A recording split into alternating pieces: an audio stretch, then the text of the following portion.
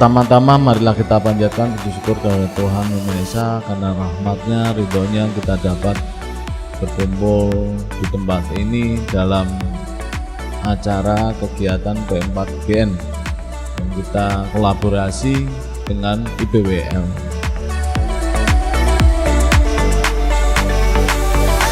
Saya senang sekali IPWL Eklesia Kediri Foundation tetap bisa menjalin komunikasi silaturahmi dalam rangka kita menuntaskan satu persoalan bangsa yang menurut saya sudah amat sangat masif, yaitu peredaran gelap dan penyalahgunaan narkotika.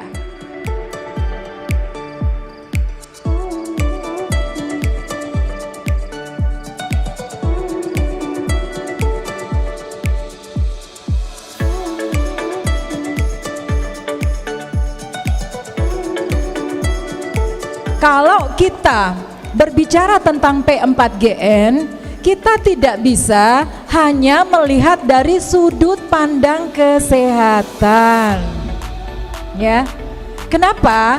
Karena narkotika itu ada undang-undang yang mengaturnya. Undang-Undang Nomor 35 Tahun 2009. Mengingat peredaran gelap narkotika saat ini tidak saja hanya berada di kota-kota besar. Tempat di pelosok-pelosok daerah yang paling kecil sudah bisa dikatakan tidak lagi dibilang aman dari peredaran gelap narkotika. Kenapa saya katakan demikian? Setiap saat penjenengan sudah tahu kan dalam pemberitaan selalu saja ada ungkap kasus sabu-sabu 2 kilo. Pasal 104. Ya.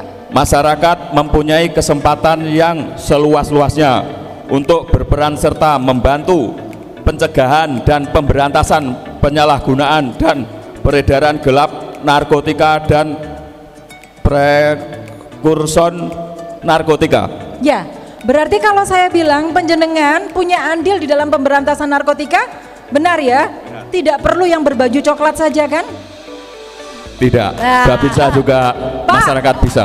Jangan ragu-ragu. Nah pertanyaannya loh Bu, kalau saya sebagai TNI punya peran, apa yang harus saya lakukan? Kan itu toh. Apa yang bisa kita lakukan?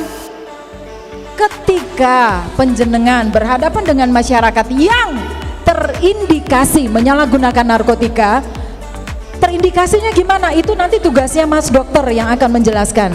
Segera laporkan ke institusi penerima wajib lapor Eklesia Kediri Foundation supaya ketika mereka ditangkap oleh aparat penegak hukum, mereka tidak dipidana. Disinilah peran serta kita sebagai masyarakat. Karena memang di dalam Undang-Undang 35 tahun 2009 di pasal 128 ya, jelas bahwa mereka yang sudah melaporkan diri mereka tidak dipidana. Sangat bermanfaat nggak informasi ini buat masyarakat penjenengan?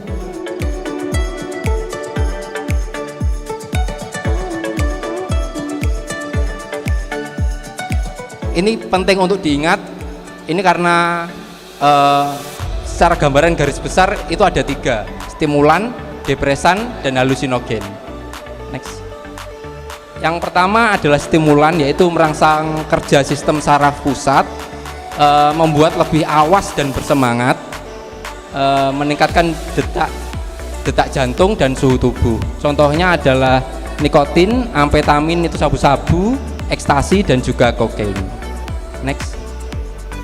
Efek samping ringan bisa beberapa, hilang nafsu makan, tidak bisa tidur, banyak bicara dan gelisah. Efek samping kuat bisa agresi, panik, cemas, sakit kepala dan paranoid. Setelah kita membahas stimulan, yang kedua adalah depresan. Depresan itu kebalikannya dari stimulan. Kalau stimulan itu kan istilahnya bisa lebih bersemangat, lebih bergairah. Kalau depresan itu kebalikannya, bisa membuat lebih rileks dan kurang peka terhadap lingkungan sekitar, memperlambat denyut jantung. Contohnya adalah kalau alkohol, benzodiazepin, opiat, morfin, petidin, metadon dan juga ganja.